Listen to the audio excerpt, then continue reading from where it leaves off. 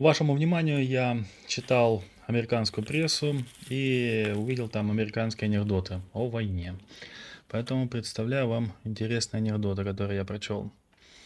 Итак, американец, русский и украинец вместе летят в самолете. Американец встает, подходит к окну, достает из кармана пачку денег и выбрасывает в окно. В Америке у нас много денег, мы можем просто выбросить их.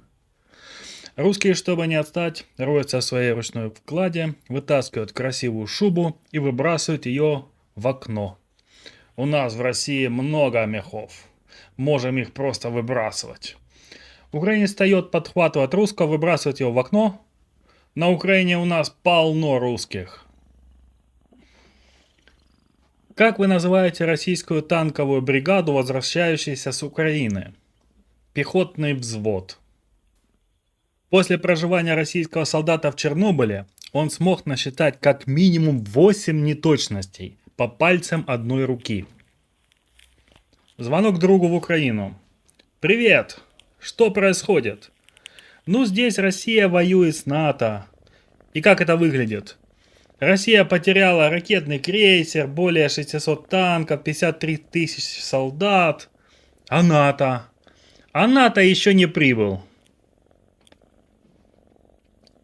9 августа на российской военной базе в Крыму прогремело не менее десятка взрывов.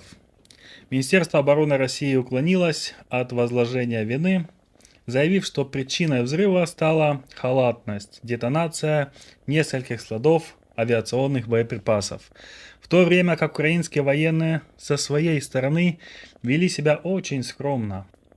Официальная версия была: российские солдаты сами устроили взрывы, бросив зажженные сигареты. В связи с этим появилось такое изречение: если не хотите неприятно жарких летних каникул, мы советуем нашим уважаемым российским гостям не посещать украинский Крым, потому что никакое количество солнцезащитного крема не защитит их от вредных последствий курения в неразрешенных местах. Солдат подбежал к монахине. Запыхавшись, он спросил: «Пожалуйста, можно я спрячусь тебя под юбкой? Потом объясню». Монахиня согласилась. Через мгновение подбежали два военных милиционера и спросили: «Сестра, ты не видела солдата?» Монахиня ответила: «Он пошел туда». После военная полиция убежала, солдат вылез из-под ее юбки и сказал: «Я не могу отблагодарить вас, сестра. Понимаете, я не хочу ехать в Украину». Монахиня сказала: «Я все понимаю».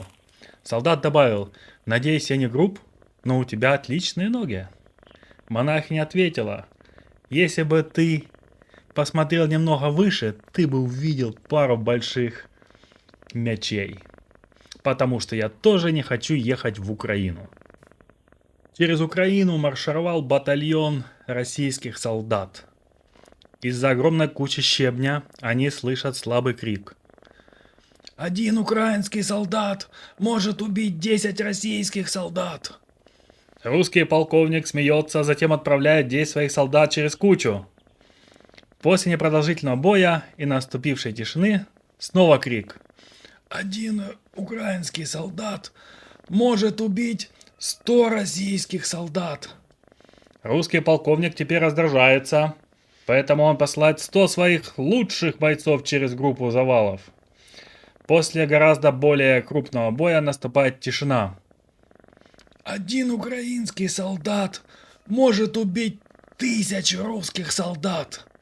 Полковник в ярости посылает 1000 своих лучших солдат.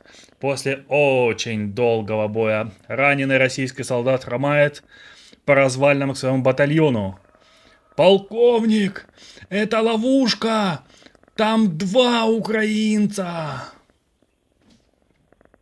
Путин посещает школу однажды. Он читает лекцию о том, какое прекрасное правительство и что Россия лучшая страна в мире. В конце лекции приглашает людей задавать вопросы, и один пацан встает и говорит: «Здравствуйте, меня зовут Саша, и у меня 2 вопроса». Путин: «Давай». Саша: «Почему Россия вторглась в Украину? И почему мы до сих пор не выиграли войну?» В этот момент прозвенел звонок, и все пошли обедать. В конце обеда продолжились вопросы и ответы. И встал еще один пацан. «Меня зовут Борис, и у меня 4 вопроса». Путин: да. Борис: почему Россия вторглась в Украину? Почему мы еще не выиграли войну? Почему звонок был на 20 минут раньше? И где Саша? Путин: какой ты глупый мальчик. Путин приходит в парикмахерскую.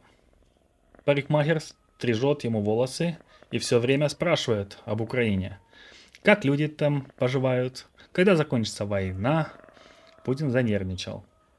Вас слишком волнует эта Украина, да? Вовсе нет, сэр. Для меня это совершенно безразлично. Зачем ты тогда постоянно спрашиваешь об Украине? Потому что каждый раз, когда я говорю об Украине, волосы встают вверх дыбом, и стричься намного легче. Слышали про российского волка, который забрел в Украину и попал в капкан? Он отгрыз себе 3 ноги и остался в капкане. До вторжения России в Украину Кремль решает попытаться запугать Украину. Прислать несколько вагонов пшеницы с пометкой «Вот сколько нас идет!». Через несколько дней грузовики возвращаются полные муки с запиской: «И вот как привезут вас обратно». Украинский крестьянин находит джина в бутылке. Джин предлагает ему 3 желания. Крестьянин глупый, но он знает, что ему нужно. Крестьянин говорит: я хочу, чтобы китайцы вторглись в Украину с востока, а затем вернулись в Китай. Так все и происходит. Китайская армия вторглась на Украину, возвращается обратно. В качестве следующего желания, еще до того, как первая закончилась, крестьянин снова просит китайцев вторгнуться в Украину с востока, а затем вернуться домой. Все таки происходит. В качестве третьего желания, как вы думаете, что было? Крестьянин снова просит китайцев вторгнуться в Украину с востока, а вернуться домой. Джин кричит: почему ты трижды просил китайцев вторгнуться в Украину? Да потому что для вторжения в Украину 3 раза им надо было бы пройти Россию 6 раз. Дорогое пиво. Парень заходит в паб и говорит бармену: одно пиво, пожалуйста. Бармен отвечает: 100 евро. Вау, говорит мужчина. Почему так дорого? Раньше было 10 евро. Бармен объясняет: 50 евро для Украины, 30 евро новая стоимость логистики, 10 евро новая цена на электричество и 10 евро за пиво. Хорошо, говорит мужчина, передавая 100 евро бармену. Бармен вернул ему 10 евро. Мужчина спрашивает: зачем это? Бармен отвечает: пива нет, сэр. Я не знаю, почему люди говорят, что российская армия слаба. Они занимают 2-е место в Украине. Ученики начальных классов России, расскажите, пожалуйста, анекдот, демонстрирующий доброту нашего великого лидера Путина. В установленный срок учитель предлагает некоторым ученикам встать и прочитать свой анекдот. Первый идет Игорь. Однажды президент Путин шел по улице, когда заметил плачущую девочку. Он спросил, что ее беспокоит. И она сказала ему, что у нее котенок залез на дерево и не смог спуститься. Президент Путин лично залез на дерево и спас кошку. Все аплодируют, а учитель хвалит маленького Игоря за его задание. Маленькая Ольга. Идет следующий. Однажды президент Путин инспектировал сталелитейный завод и заметил, что у рабочих нет надлежащей техники безопасности. Затем он лично приказал оставить фабрику и снабдил ее собственными средствами. Все аплодируют. Браво! Учитель хвалит маленькую Ольгу за ее задание. Рядом маленький Саша. Однажды президент Путин работал в своем кабинете на благо русского народа. Хотя у него ужасно болела голова из-за всех проблем с Украиной. Но он не мог сосредоточиться на своей работе, потому что куча детей играли в футбол на улице под его окном. Он открыл окно и говорит им: «Прекратите свою глупую игру, сопляки, и катитесь вон!» Весь класс замолкает. Учитель спрашивает маленького Сашу: «Но каким образом этот анекдот демонстрирует доброту президента Путина?» Маленький Саша отвечает: «Ну, он мог бы вместо этого приказать их расстрелять». Март 2023 года. Годовщина войны в Украине. Нахмуренный мужчина сказал себе на ходу: «Ни гамбургеров, ни кофе, ни даже туалетных принадлежностей». В это время подошла милиция в штатском и прошептала ему: «Предупреждаю, если ты так клевещешь на великую Россию под руководством Путина, я ударю тебя пистолетом по голове». Мужчина посмотрел на него и продолжал говорить сам с собой: «Разве можно так врать про пистолет?» Батальон российских призывников в Украине подходят к взводу украинских солдат, чтобы сдаться. Они приближаются с поднятыми руками и оружием в кобурах. «Мы пришли, чтобы сдаться. В наших грузовиках закончилось топливо, и они сломались. Мы застряли». Украинские военные берут их в плен и заставляют звонить родителям, пока они выходят осмотреть брошенный российскими грузовики. Они возвращаются и рассказывают российским, что нашли. «Ну, в ваших грузовиках закончилось топливо, и они сломались, как вы и сказали. Также мы обнаружили течь в бензобаках и негерметичную топливную магистраль. А также в одном из грузовиков треснул радиатор». «Ну да», — ответил украинский механик. «Ха-ха, радиатор я не трескал». Путин идет к гадалке. «Я вижу будущее», — говорит гадалка. «Ты умрешь в национальный праздник Украины». «Который из них?» — в шоке спрашивает лидер. «Неважно, праздник будет национальным, и не только в Украине». Почему российские войска в Украине используют символ Z?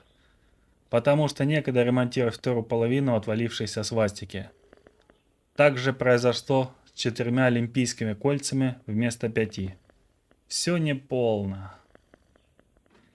Президенту Джо Байдену сообщили, что ему необходимо собрать новый кабинет для урегулирования конфликта между Россией и Украиной.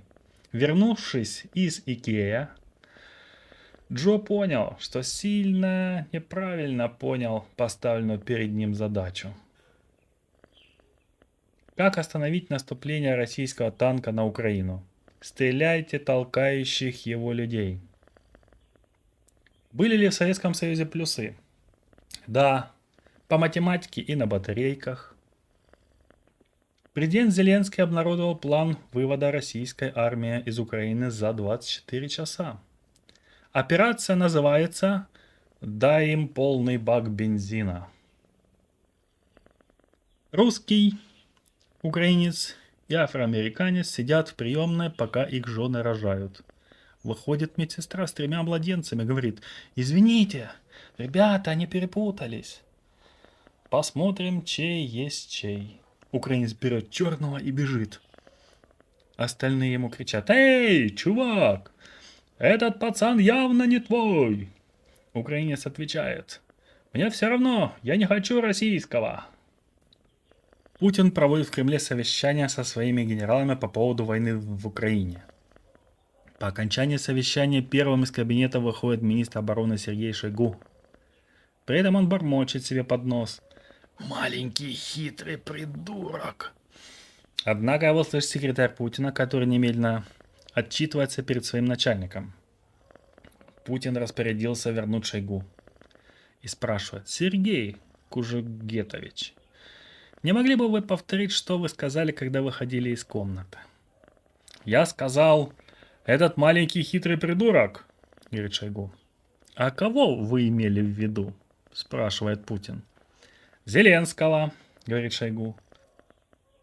Путин поворачивается к своему секретарю и спрашивает.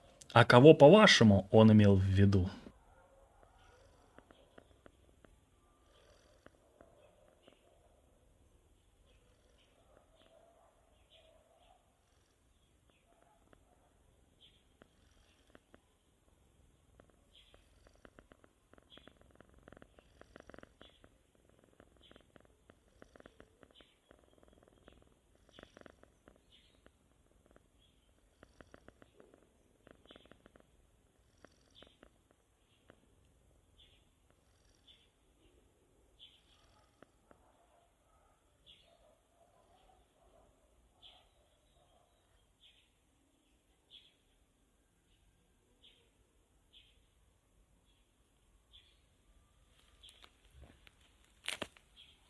Подпишись, очень сильно подпишись.